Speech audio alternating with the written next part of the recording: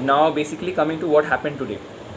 On 20 May 2021, we submitted a letter to the authorities stating our demands. Our demand was very basic, that we need a stipend hike since it's there in all the everywhere else. Now that demand wasn't met. The principal, we sent an email officially.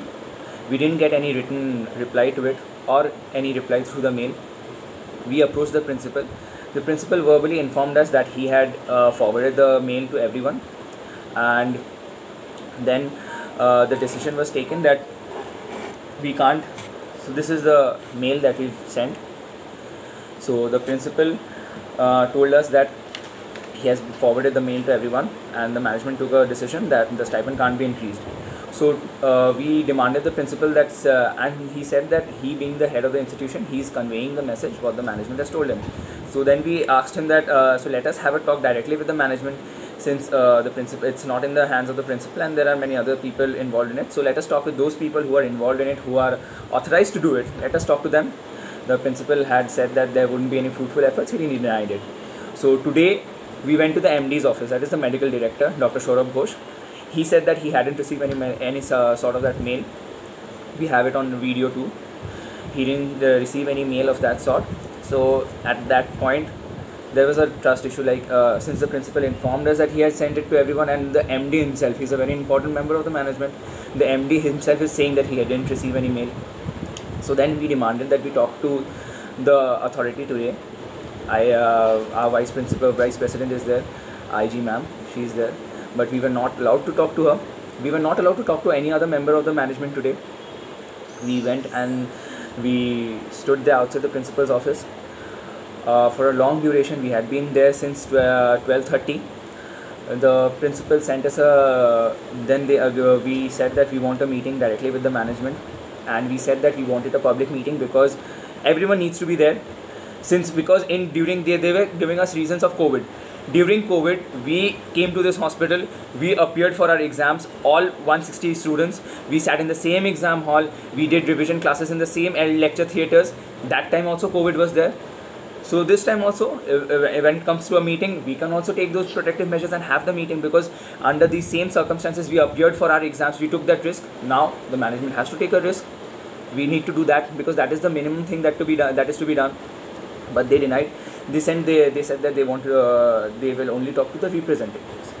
Okay, now the thing is that this protest, like this thing has been happening for past few years, and every year what happens is that, talking from the history of it, every year they say we want 5 students, we'll talk to them, and whenever the representatives go, they pressurize them in some way or the other, they victimize them so that they step out of the protest. They put pressure on them, obviously from the management, they put pressure on them, they try to dilute the protest, and this happens. So that is why this year, even we spoke to our seniors, even they suggested that please don't go for that representative thing, make it a public meeting, let the entire batch talk to them. But the management wasn't agreeing to it, and the management wasn't talking to us. We sat there without lunch, without water, anything for such long. We returned around 7:38 p.m. and the management wasn't ready to talk to us. They weren't even leaving their rooms, but still continuous tea and all the refreshments were going into their rooms, but no provision was being made for us. We sat there. Even you can see on those there were many news channels out there, they took our interviews. Even on those videos you can see that, and the management had stooped so much that they had to call the police. We were doing a very peaceful protest. We didn't misbehave with anyone. We didn't break anything. We didn't do anything. We were just present there demanding that we talk to the management. But they had to call the police on us. You'll see. Do you have any photos of the police? I'll quickly show you a photo. Actually, there are 2 doors. They closed both the doors. They weren't letting anyone come in, and they had to call police and guard those. So it had come to this. You'll see here. I'll show you. See here, you'll see the gates being closed and police standing outside. So they had stooped so low, they had to call the police as if we are some criminals. We can't stand for our basic rights, our fundamental rights. We can't stand for our rights. See over here, we are being very peaceful. We are just sitting in front of management's office, we are not doing anything. No hooliganism, nothing. It was a very peaceful protest. We were not doing anything, but still they had to call the police, which is not done. We are not criminals out there. We are junior doctors. We just passed our exams. You are saying that you are so intimidated by us that you need to call the police on us. Are we criminals to the society, or are we doctors to the society? Tell me that. Even after putting in such efforts, doing COVID duties, doing everything, you are calling the police. Is that where it has come to? And after that, even the last thing that we had come to is that they wanted a 48-hour. Firstly, they weren't agreeing to anything of any demand of us. They said that the protest won't have any fruitful outcome. But then, seeing our numbers and the support, we had supports from IMA too, and from Progressive Doctors Association too. Very thank you to them. Very thanks to them. And there was media support too. So they agreed to have a meeting within 48 hours.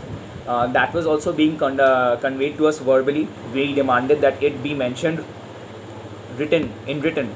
Only then we will agree to move out. And another demand was that since 2 years back, when that NRS thing happened, when the chief minister spoke to the college representatives, even then the meeting was being live telecasted for the people at home.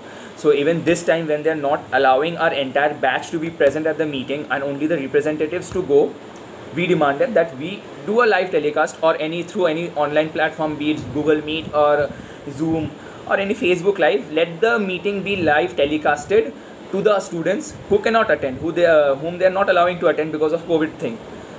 Very feasible demands, very basic demands, because we don't want anything to happen behind closed doors. We want everything to be transparent, everything to be crystal clear. So that is our basic demand. Still, they didn't mention it in writing. They just mentioned that day after tomorrow at 1 PM we'll be having a meeting. Our last statement was that if we are agreeing to have a meeting, we expect a fruitful outcome from it.